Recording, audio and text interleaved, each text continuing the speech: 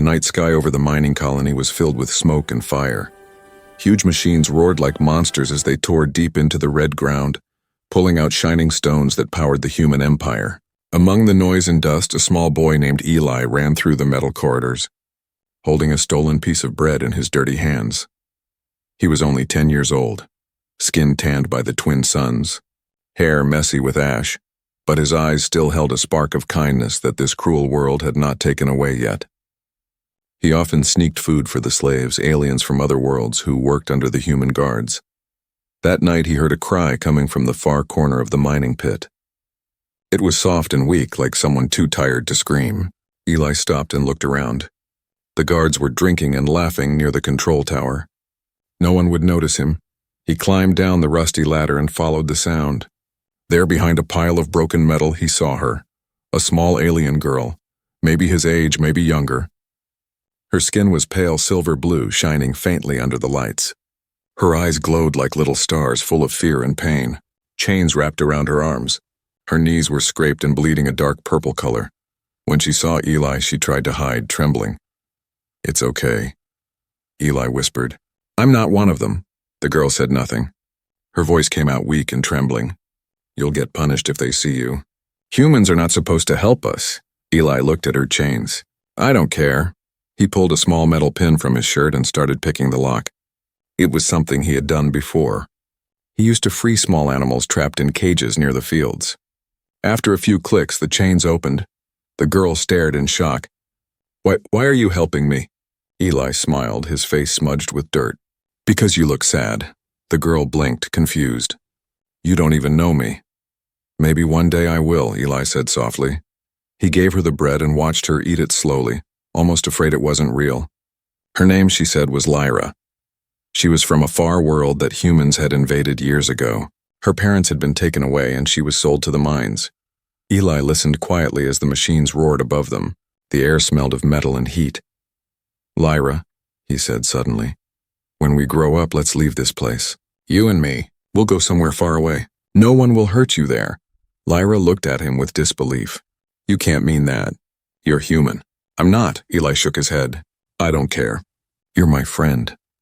Lyra's glowing eyes softened for the first time. She smiled faintly, a small and trembling smile. "Friend," she repeated as if tasting the word for the first time. Then the alarm went off. Loud sirens cut through the night. Lights flashed red. The guards had discovered something, the missing bread, maybe the broken chains. Eli's heart raced. He grabbed Lyra's hand. "Come on, this way." They ran through the narrow tunnels, their footsteps echoing. The guards shouted behind them, their boots hitting the ground like thunder. Eli led her to an old barn outside the mining fence. It was abandoned. No one came there anymore. Inside, he hid her under broken crates and covered her with blankets. "You'll be safe here," he said, breathing hard. "I'll bring more food tomorrow." Lyra looked at him, tears in her eyes. "You shouldn't. They'll hurt you if they find out." He smiled again, a small, brave smile. "I don't care." For several days, Eli kept his promise. Every night he came back with food or water. He told Lyra stories about the stars, about flying ships and cities made of light. Lyra listened quietly, her eyes always shining in the dark. One evening she said, "Eli, what will happen when they find me?" "They won't," he said. "I'll protect you, but what if they do?" Eli thought for a moment. Then he said, "If they take you away, I'll find you again, no matter how far. When we grow up, I'll find you and marry you." Lyra's eyes widened. "Marry?" "It means I'll stay with you forever," he said simply. "And you'll never be alone again." For a long moment, Lyra didn't speak. Then she nodded. "Then I promise too. I'll come back one day." They smiled at each other as if the whole world had stopped just for them. But that night, everything changed. A storm rolled over the colony. Lightning flashed. The guards came with trackers and hounds shouting orders. Someone had told them. Maybe another slave, maybe a spy. Eli woke to the sound of boots and gunfire. He ran to the barn, but it was too late. Soldiers were already there. They dragged Lyra out, screaming, her eyes glowing brighter with fear. "Let her go," Eli shouted, but a guard hit him hard, knocking him to the ground. Through his blurred vision, he saw Lyra being taken to a large ship. She looked back at him one last time. "Eli," she cried, "remember your promise." "I will," he shouted through tears. "I'll find you. I swear it." The ship rose into the storm, its engines roaring like thunder. The light faded into the clouds, leaving Eli on the wet ground crying, his heart broken. From that day, the boy who once smiled learned to live with silence and dreams. Every night he looked up at the stars, whispering her name, Lyra. He did not know that far away, across the cold darkness of space, a little alien girl was whispering the same word back. And somewhere, in the endless future, their promise waited to be fulfilled. 15 long years had passed since that stormy night. The boy named Eli was no longer a child hiding in dusty barns. He had grown into a man with rough hands, oil-stained clothes, and tired eyes that still carried the weight of a broken promise. He worked as a mechanic on a lonely human colony at the edge of known space. Every day was the same, fixing ships that were too old, too damaged, or too dangerous to fly. The air smelled of smoke and fuel, and the walls of the outpost hummed with the sound of war. Because yes, the galaxy was burning. Humans were fighting again. This time not with each other, but against the very aliens they once enslaved. The rebellion had grown strong, spreading from one world to another like a fire no one could stop. The soldiers called them monsters. But Eli had seen one of those so-called monsters before, a little girl with silver-blue skin and eyes that glowed like stars. Every night, after his shift, Eli sat outside the hangar and looked at the sky. There were no real stars anymore, only the light of far-off explosions. Still, he whispered the same name he had whispered as a child. Lyra. He didn't know if she was alive. Maybe she was lost, maybe she had forgotten him. But the promise lived in his heart like a quiet flame that never died. One day, as Eli worked on a broken cargo ship, the alarm sirens screamed through the base. Red lights flashed across the walls. He wiped the grease off his hands and ran outside. A rebel fleet had entered orbit. The sky above the colony turned black as alien ships appeared, sharp, silver, and alive, moving like shadows across the sun. The soldiers shouted orders. Cannons fired. The ground shook. Eli ran toward the shelter, but something caught his eye through the smoke. A figure moving fast, graceful, and deadly. It was an alien warrior in dark armor, her movements sharp as lightning. She took down 2 soldiers in seconds, spinning with a glowing blade. Eli froze, watching her. Her eyes, just for a second, glowed faint blue beneath her mask. His heart skipped. That glow, that color, he had seen it before. The warrior turned her head toward him as if feeling his gaze. For a heartbeat, the world went silent. Their eyes met across the chaos, and then she was gone. That night, after the attack ended, Eli couldn't sleep. He sat in his small room, staring at the ceiling. He couldn't stop thinking about her, the way she moved, the faint light in her eyes. He whispered to himself, "It can't be her. It's impossible." But deep inside, something told him it was. He turned on his old comm device and connected to the colony's database. He hacked through the military logs, scanning for rebel transmissions. Most were coded, filled with strange alien symbols. But one message stood out. It was simple, short, and written in human words. "The promise still stands." Eli stared at the screen. His hands trembled. He played the message again and again, as if hearing it would make it real. Was it her? Could it be Lyra? He didn't wait to find out. The next morning he packed his tools, stole a small ship from the hangar, and flew away before anyone could stop him. The colony guards fired warnings, but he didn't care. He was done waiting. He followed the transmission signal into the dark. Through broken star routes and debris fields, he chased a ghost from his past. His ship was small and slow, shaking every time he jumped through hyperspace. But his heart raced faster than any engine. He whispered to himself again and again, "I'll find you, Lyra, I'll find you." Days passed. He traveled through wrecked stations, old battlegrounds, and silent planets. Everywhere he saw signs of war. Cities turned to ash, ships floating like bones in the void. But the signal grew stronger. Finally, his ship approached a red moon, hidden behind a dead star. It was quiet, too quiet. No lights, no movement, just red dust and shadows. His scanner blinked. The signal was here. Eli landed near a canyon. The air was thin and cold. He stepped out, his boots sinking into the red sand. The wind howled like a whispering ghost, and then he saw her. High above, on the edge of the cliff, stood the same armored figure. Her silver-blue skin shone faintly under the blood-red sky. She was taller now, stronger, her glowing eyes calm but sharp. Eli's breath caught. His voice came out as a whisper carried by the wind. "Lyra." She looked down at him. For a moment the mask hid her face. Then slowly she removed it. It was her. Older, fiercer, but still her. Her voice was soft, but it carried across the wind. "You shouldn't have come here, human." Eli took a step forward. "I made a promise." Lyra's expression didn't change, but her eyes trembled slightly as if the name, the memory, had reached something deep inside her. "The galaxy is not the same, Eli," she said. "Humans hunt us. We hunt them. There is no place for old dreams anymore." Eli shook his head. "There's still you. There's still me." Lyra turned away. "You shouldn't have come," she repeated. "The war has no mercy for promises," and with that, she disappeared into the shadows of the canyon. Eli stood alone under the crimson sky, his heart heavy yet alive for the first time in years. He knew now it was her, the girl he had saved, the girl he had loved. But she was no longer the helpless child in chains. She was something else now, a leader, a fighter, maybe even an enemy. Still, Eli whispered into the wind as the stars began to rise behind the red horizon. "I found you, Lyra, and I'm not letting go again." Far away, hidden in the darkness, Lyra closed her eyes. She placed her hand over her heart where a faint scar glowed beneath her armor, and she whispered back, barely audible, "The promise still stands." The red moon slept beneath a quiet sky. The wind carried dust and old whispers through the empty canyon. Eli's ship stood in silence, its lights flickering weakly as if afraid to disturb the peace. He hadn't slept in 2 days. His mind was filled with her, Lyra, the alien girl he had once promised to marry. He had finally found her, but she was not the same. She had become something powerful, something distant. Still, Eli could not turn back. He needed answers. He needed to know what had happened to the girl with the glowing eyes who once smiled at him under the stars. He spent the morning repairing his ship's scanner, trying to locate any trace of her movement. The signal led him deeper into the canyon, toward a network of hidden tunnels. Strange marks were carved on the walls, symbols glowing faintly blue in the dark.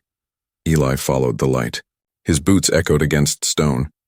The air grew colder, and the tunnel widened into a massive underground chamber. There he saw it, a rebel base. Dozens of alien fighters worked around glowing machines.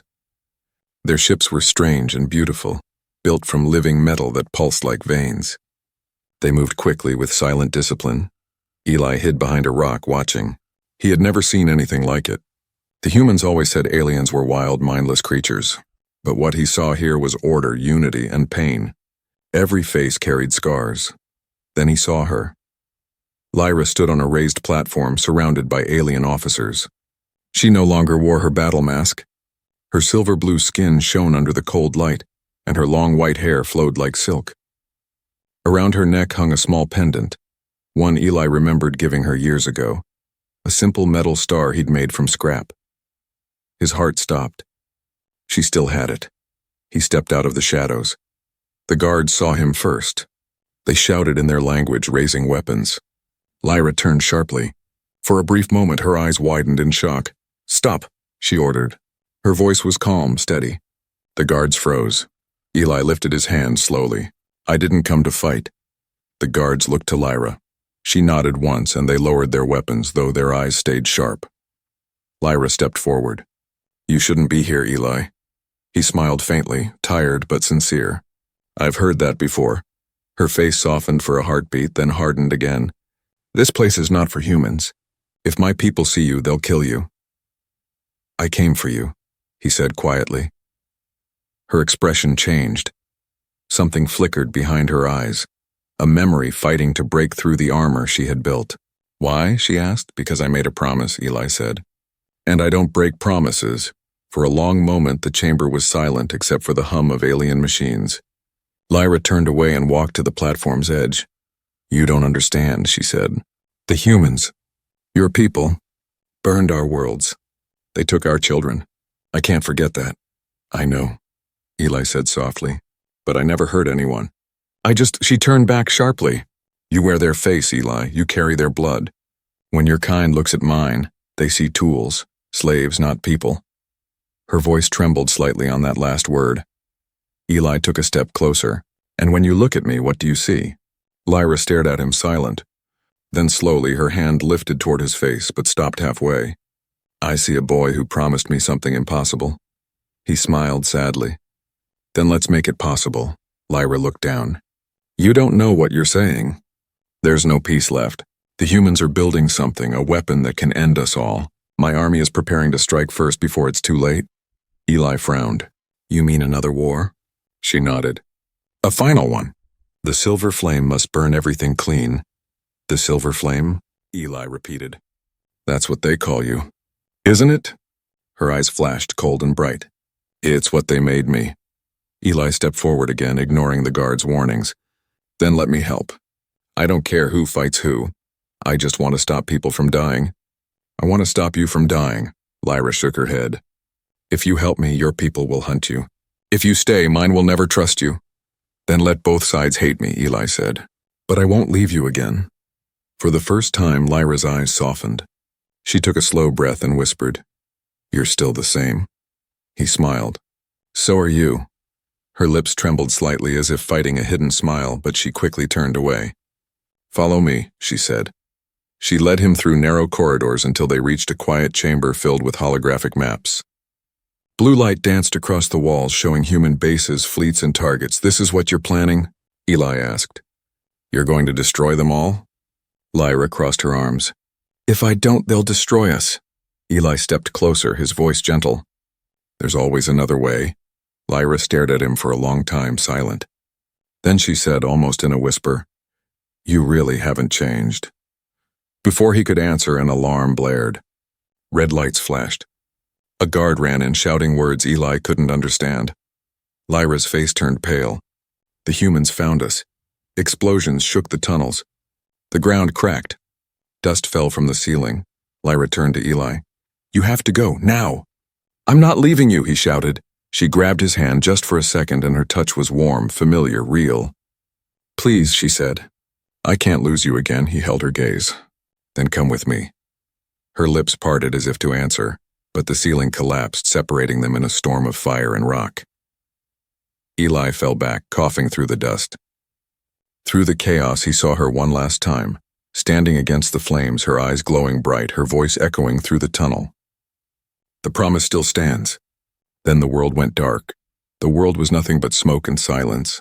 Eli woke up buried under broken metal, his lungs burning. His ears rang from the explosion that had torn the ground apart. For a moment he thought he was dead until he felt pain, sharp, real pain. He pushed the rubble away and crawled out of the dust. The rebel base was gone. The tunnels were destroyed, the walls cracked open like broken bones. Strange blue fire still burned along the rocks, humming with alien energy. Lyra, he shouted, coughing. His voice echoed into the emptiness. Lyra, no answer. Only the wind. He looked up toward the canyon's edge. Smoke rose into the red sky. Ships were fighting above. Human and alien crafts locked in a deadly dance of fire. The war had come to the moon. Eli's ship had been crushed by falling stone. He was trapped, stranded alone. But somewhere in the chaos she was alive. He could feel it. He began to walk, limping through the broken tunnels. His arm was cut and bleeding, but he didn't care. He followed the faint trail of blue light that shimmered along the walls. The same kind of light that once glowed in Lyra's eyes. After hours of walking, he found a half-collapsed chamber. And there she was. Lyra sat near a cracked pillar, her armor damaged, her hair covered in ash. A long wound ran across her shoulder, but she was still alive. Her eyes opened slowly as she heard his footsteps. Eli, she whispered. You shouldn't have stayed. He knelt beside her. You told me not to leave. I listened. Despite her pain, a small smile touched her lips. You really are stubborn. Always have been, he said. Eli tore part of his sleeve and wrapped it around her wound. Her blood glowed faintly blue under his fingers. He tried not to show his worry, but she noticed. It's just a scratch, she said softly. I've had worse. You almost died. So did you. They sat in silence for a while, listening to the faint sounds of distant battle. Then Eli spoke again. Lyra, I need to know something. What are you fighting for? What is all this? Lyra looked at the floor, her voice quiet. For freedom. For the ones who still wear chains on human worlds. For the children who don't even know their real names. But why destroy everything? Eli asked. There must be another way. Lyra sighed, closing her eyes. You think I haven't tried? Peace talks, messages, even surrender, they all ended with fire. Your people don't listen, Eli, they only take. Eli shook his head. Not all of us. I know, she said, looking at him with soft sadness. You're proof of that. But one good heart cannot stop an empire. Her words cut deep. Eli didn't know how to answer. He looked around the broken chamber and noticed a large device in the corner, half buried in rubble, glowing faintly. What is that? He asked. Lyra's expression darkened. The truth you came looking for. She slowly stood up, wincing in pain, and limped toward the machine. It's called the Heart of Ember. It was built by both humans and my kind long ago before the wars began. It can power a city or burn one to dust. Eli frowned. A weapon? Both, Lyra said. It can create or destroy depending on who holds it. Eli stared at the device. Then why keep it here? Because both sides want it, she said. And whoever gets it first will decide the fate of every world. He stepped closer, his heart heavy. You plan to use it? She didn't answer. Her silence was enough. Eli shook his head. No, that's not you, Lyra. The girl I knew wanted stars, not ashes. Lyra turned sharply, her eyes glowing brighter. That girl is gone, Eli. She died in the mines when your people took everything. The anger in her voice echoed through the ruins. But behind it, Eli heard something else. Hurt, fear, sorrow. He walked closer. No, she didn't die. She's right here. You still wear that pendant I gave you. Her hand instinctively touched the small metal star around her neck. She looked away. I keep it, she said quietly, to remind myself that not all promises survive. Eli's voice softened. This one will. Lyra looked at him for a long time, her eyes trembling. Then she turned away again. You don't understand what I've seen, Eli. My people, they trust me. They call me their flame. If I stop now, if I show mercy, they'll lose hope. They'll die. He stepped closer, his voice firm but gentle. Then we find another way. Together. Lyra laughed weakly, a sad sound that echoed off the stone. Together? The galaxy will never allow it. A human and an alien. It's a dream, Eli. Then let's make it real, he said. Her eyes widened slightly. For a brief moment, she looked like the little girl he had once met. The girl who believed in impossible things.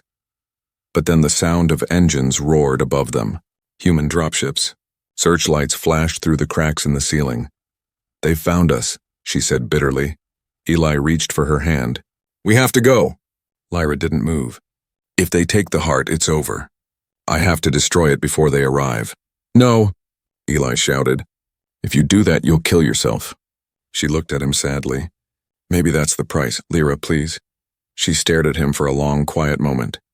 Then she said, if I don't make it, promise me you'll survive. Promise me you'll live for the both of us.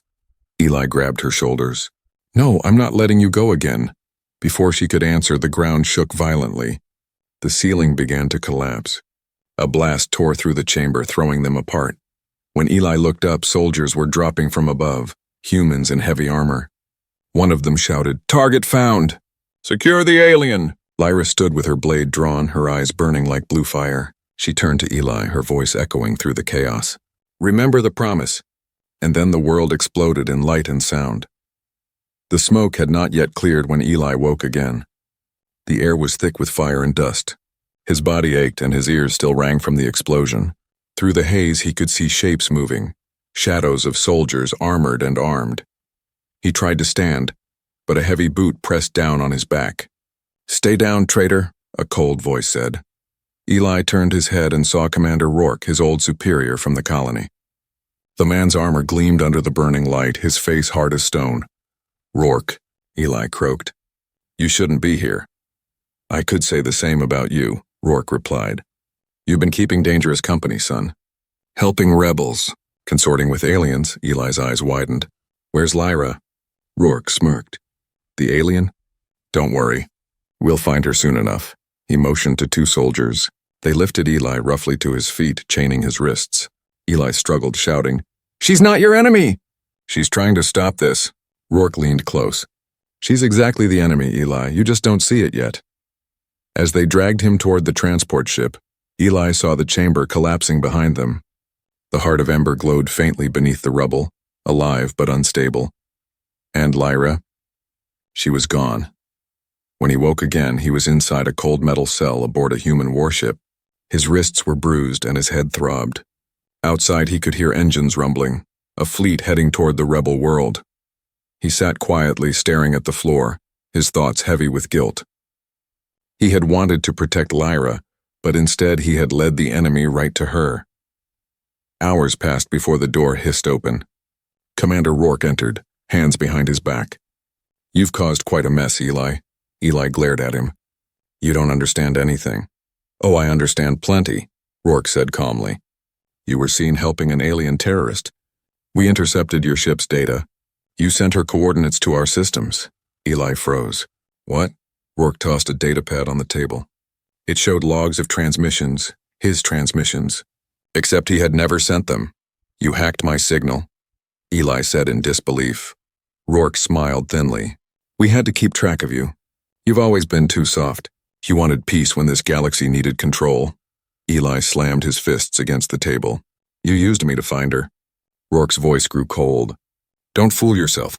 You were never important enough to use. You're just another broken mechanic who fell for a pretty alien face." Eli lunged, but the guards pulled him back. Rourke turned to leave.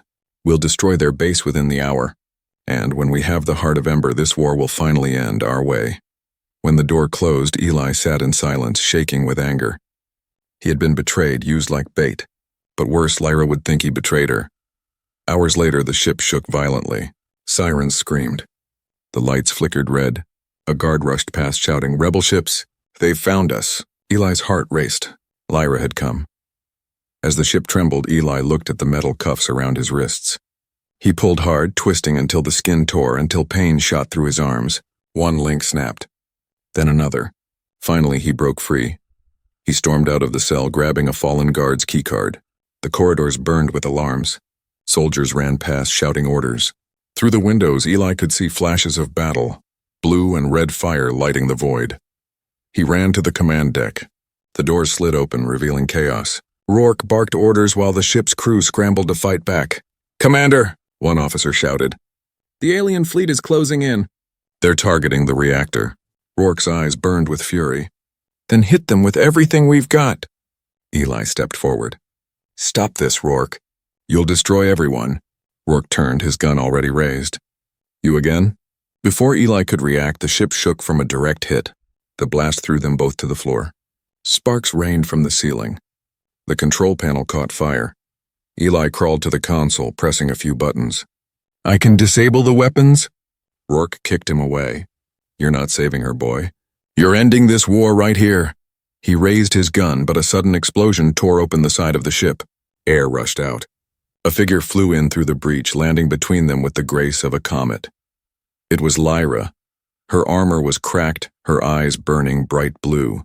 She moved like lightning, disarming Rourke before he could blink. The gun clattered across the floor. Rourke stumbled back, shouting, "You should have stayed dead." Lyra's voice was calm, deadly. "I promised someone I wouldn't die yet." Eli stood staring at her. "You came back." She didn't look at him. "You shouldn't have stayed." "I had to," he said softly. "They think I betrayed you." Lyra's gaze flickered toward him, pain in her eyes. "Didn't you?" Eli froze. "No, they used me. They tracked me through my ship." For a moment, silence filled the burning bridge. Then Lyra lowered her weapon. "I believe you." But before they could speak again, Rourke reached for a nearby console and slammed his hand on the controls. "If I can't win, no one will." A deep hum filled the air, the sound of the reactor overloading. Lyra's eyes widened. "He's triggering the heart signal." "It'll explode." Eli grabbed her hand. "We have to get out." She shook her head. "If it detonates, it'll wipe out everything in this system." She turned toward Rourke, her voice low and furious. "You'll kill your own people." Rourke laughed weakly, blood on his lips. "Better dead than ruled by you." Lyra's hand trembled around her blade. Eli stepped in front of her. "Don't. Killing him won't change anything." She looked at him for a long second, then lowered her weapon. "Maybe you're right." They ran together toward the escape bay. The ship burned behind them, the sound of the reactor growing louder, brighter, deadlier. Just as they reached the hatch, a blast hit the corridor. Eli fell hard. Lyra turned back for him. He shouted, "Go!" But she grabbed his arm, pulling him to his feet. "Not again. We live or die together." They jumped into the escape pod just as the ship exploded behind them, fire and metal filling the sky. Through the small window, Eli watched the warship break apart. Lyra sat beside him, breathing hard. "You're hurt," she said quietly. He smiled weakly. "So are you." For a moment, the silence between them felt peaceful. Then she looked away. "Eli, this isn't over. They'll still come for me." He nodded. "Then they'll have to go through me first." Far beyond the red moon, the stars burned quietly, watching as the promise of two hearts tried to survive a galaxy built on betrayal. The stars burned red that night, not from sunsets, but from fire, war spreading like blood across the black sky. Eli's escape pod drifted among the wreckage of shattered ships.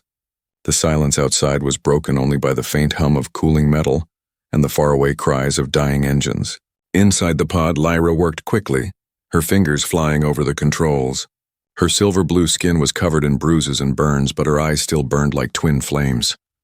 "We need to land," she said, voice calm but tight with pain. "The human fleet will regroup soon." Eli leaned against the wall, clutching his shoulder. "Where do we go?" "There's nowhere safe." Lyra glanced at him, her face half in shadow. "There's one place left, our last base, deep inside the asteroid belt. My people are preparing the final strike there." Eli frowned. "Final strike?" Lyra didn't answer. The pod shook as debris hit the hull. Outside, giant ships clashed, throwing beams of light across the void like thunder and lightning. She whispered under her breath, "It's starting." "The war?" Eli asked. She nodded. "The end of it." The pod entered the asteroid field, weaving through rocks that spun like silent giants.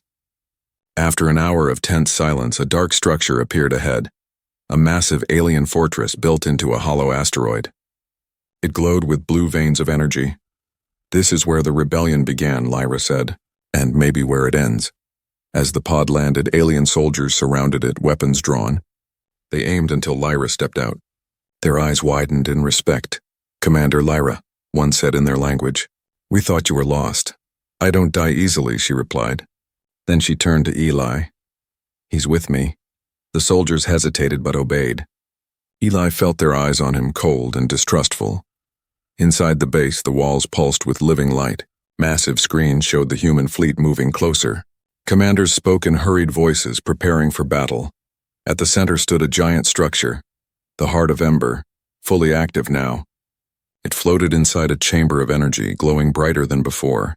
Eli stared at it. "You brought it here?" Lyra's expression was unreadable. "It's our only hope. One blast from the heart can disable their fleets, or destroy them all." Eli shook his head slowly. "You can't use that. It'll kill millions." Lyra turned to him, her voice low. "And if I don't, they'll kill billions." He stepped closer, his tone firm but pleading. "Lyra, you said you wanted freedom, not revenge. Don't become what they made you fight against." She looked away. "It's too late to stop this." "No," Eli said softly. "It's not. Not while you're still breathing." For a long moment, they just looked at each other, two souls from opposite worlds, bound by a promise stronger than war. Then an alarm blared. A soldier shouted, "Human fleet incoming!" "They've found us." The base shook. Explosions rippled through the outer walls. Lyra snapped into command mode. "All ships to defense positions. Shield generators at full power." She turned to Eli. "Stay here. You're not trained for this." He grabbed her arm. "I'm not leaving you." She looked into his eyes, her face softening for just a second. "You were never meant for war, Eli." "Neither were you," he said. Outside, the battle began. Alien ships rose like glowing arrows, meeting the human fleet head-on. The sky turned into chaos, flashes of light, trails of smoke, fire raining on both sides. Eli watched from the control room as Lyra led her soldiers. She was fearless, a storm in motion. Every command she gave was sharp and precise, every decision saving lives even as she risked her own. Then the main screen flashed. Rourke's fleet had arrived. Lyra's eyes narrowed. "He's leading them himself." Eli clenched his fists. "He won't stop until we're all ashes." Lyra turned to him. "Then we stop him first." She activated the Heart of Ember. The room glowed bright blue, energy humming through the walls. Eli stepped forward, alarmed. "What are you doing?" Lyra didn't look at him. "Ending the war. By destroying everyone? By saving what's left." The light from the heart grew stronger, surrounding her like a halo. Her voice was calm, almost peaceful. "If this is the price, I'll pay it." Eli ran to her, shouting, "Lyra, stop!" "You'll die." She turned toward him, smiling faintly. "Maybe I already did a long time ago." "No," Eli said, his voice breaking. "You're still alive. You're here, with me." For the first time in years, her eyes softened completely. "You never gave up on me, even when I did." "Because I promised," he said. The ground shook again. The heart pulsed faster, brighter. The entire base trembled as if it were alive. Lyra looked at the glowing core. "It's too late to stop the sequence." Eli reached out and took her hands. "Then let's stop it together." She looked at him, tears shining in her eyes. "You'd die for me? I'd rather die with you than live without you," he whispered. The energy around them grew wild, bright enough to blind. Sparks shot across the chamber. Alarms screamed. Lyra leaned closer, her forehead touching his. "You always believed in impossible things," he smiled. "Because you taught me how." Then she turned suddenly, breaking free. Her eyes glowed bright blue as she pushed him backward with a burst of energy. "Goodbye, Eli." "Lyra, no." She stepped into the light. The heart of Ember exploded in a wave of blue fire, tearing through the asteroid, consuming everything in silence. When Eli opened his eyes again, there was nothing but quiet. The war was over. The fleets had vanished. The battlefield was empty, only drifting ash and faint blue sparks floating like fireflies. He floated in space, surrounded by the wreckage of dreams. The stars shone bright again, untouched by war. Something glowed beside him, a small pendant drifting gently toward him. The little metal star he had made for Lyra, glowing faint blue. He held it close to his heart. Tears rolled down his face. "You kept your promise," he whispered. The stars shimmered softly, as if listening. The stars had never looked so quiet. For the first time in years, there were no explosions, no burning ships, no screams carried through space, only silence. The war was over. Eli drifted among the remains of the battlefield, half conscious inside the cracked shell of an escape pod. His breath came slow and weak. The last thing he remembered was the blinding blue light, the heart of Ember exploding, swallowing everything. And then, nothing. Now only faint light filled the darkness. His body ached, but somehow he was still alive. He opened his eyes fully. Outside the small window, he saw debris floating. Metal pieces, broken engines, and the shattered remains of two fleets that had once fought to the death. The stars shone through the ruins like tiny candles in a sea of ghosts. Eli touched his chest. Hanging there was the small pendant, the metal star he had made for Lyra when they were children. It glowed softly, faint blue, warm against his skin. He smiled weakly. "You did it, Lyra. You stopped them." But the smile faded. He looked around the endless void and whispered, "Where are you?" Hours passed. His oxygen was almost gone. He pressed his hand against the window and stared at the stars. Memories returned. Lyra's laughter in the barn, her small hands clutching his as they ran from guards. The promise they had made under the twin moons. "I'll find you," he had said. Now he wondered if she had found peace, or if her light had truly vanished with the explosion. As his eyes began to close, a soft voice echoed through the pod's comm system. "Eli," he jerked awake. "Lyra?" Static filled the air, then the same voice again, faint but real. "Eli, if you can hear this, it means the heart has chosen you." The energy that destroyed the fleets also gave life to one last spark. He leaned closer to the speaker. "Lyra, where are you?" The voice continued, calm and distant like an echo across galaxies. "I'm not there anymore. My body is gone, but my essence lives inside the heart's energy. I became part of it when I stopped the war." Eli's chest tightened. No, you can't be gone. You said we'd see the stars together." "We are seeing them," her voice whispered. "Through you." He pressed his forehead against the cold metal. "You sacrificed everything." "I kept our promise," she said gently. "No more chains. No more fear. The humans have stopped fighting. My people are free. You helped me believe it was possible again." Tears filled his eyes. "I didn't want to save the world. I just wanted to save you. You did, Lyra said softly. You saved what was left of me. Her voice began to fade like light slipping away into dawn. There's a world nearby, Eli. The heart's energy will guide you there. Live. Build something new. Promise me. He whispered through tears. I promise. The light inside the pendant pulsed once, then slowly dimmed. Eli sat in silence, staring at the stars through blurry eyes. Goodbye, Lyra, he said. I'll find you, wherever you are. Days later, his pod entered the atmosphere of a quiet green planet. The surface was calm, untouched by war. Oceans, forests, soft golden skies. The pod crashed gently into a field of blue grass.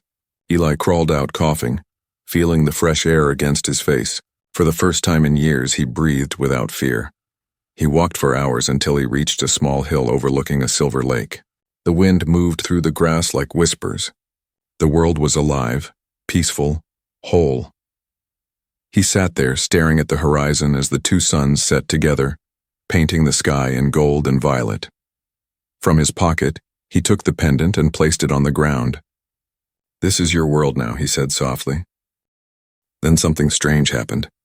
The pendant began to glow again. Faint blue light rose from it, forming small floating sparks. The wind carried them across the lake, and for a moment, Eli thought he saw her. Lyra's shape made of light standing on the water, smiling at him. Her voice echoed gently through the air. The promise still stands. Eli's heart raced. He stood, reaching toward her.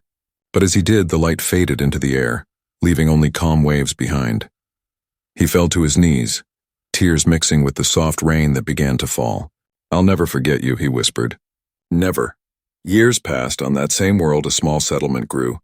Humans and aliens lived together. Farmers, builders, children who didn't care about the color of someone's skin or the shape of their hands.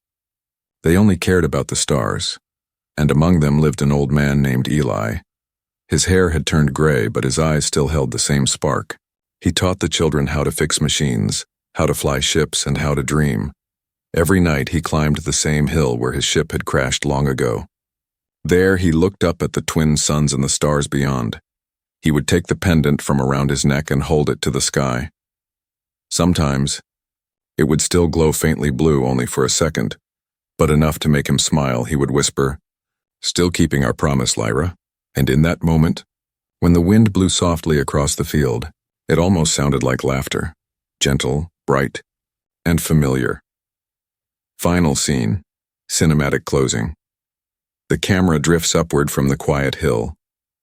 The old man's figure grows smaller as the stars fill the screen. Among them, a faint blue light shines brighter than the rest, pulsing gently, alive, eternal. A voice echoes softly one last time. Across every distance. In every lifetime, the promise still stands. Fade to black.